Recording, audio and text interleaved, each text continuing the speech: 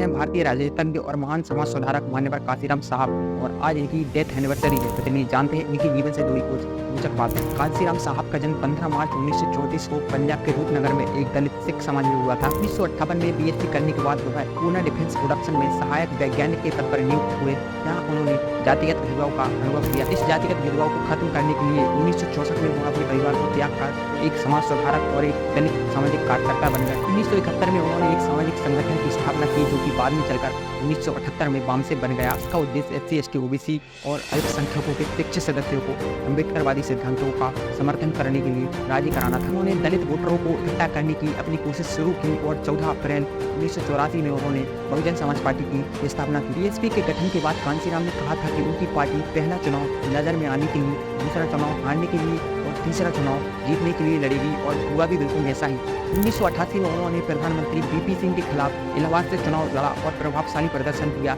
लेकिन 70,000 वोटों से चुनाव हार। 1989 में पूर्वी दिल्ली से लोकसभा चुनाव लड़े और चौथे स्थान पर रहे। 1991 में कांशीराम और मुलायम सिंह यादव ने गठबंधन किया और कांशीराम ने इटावा से चुनाव लड़ने का फैसला किया और गोवा से जीतकर लोकसभा में पहली बार प्रवेश किया। इसके बाद 1996 में होशियारपुर से 11वीं लोकसभा का चुनाव जीता और दूसरी बार लोकसभा पहुंचे। अपनी खराब स्वास्थ्य के कारण उन्होंने सन 2000 में सार्वजनिक रूप से मायावती को अपना उत्तराधिकारी घोषित कर दिया। साल 2002 में कांशीराम जी ने 14 अप्रैल 2006 को डॉक्टर अंबेडकर की धर्म परिवर्तन 50वीं वर्षगांठ के मौके पर उनके 5 करोड़ समर्थकों के साथ बौद्ध धर्म ग्रहण करने की घोषणा की। 9 अक्टूबर 2006 को उनका निधन हो गया और उनकी बौद्ध धर्म ग्रहण करने की मंशा अधूरी रह गई। उनके इस सपने के साथ साथ ही एक सक्षम नेतृत्व न होने के कारण उनकी पार्टी का पतन हो गया।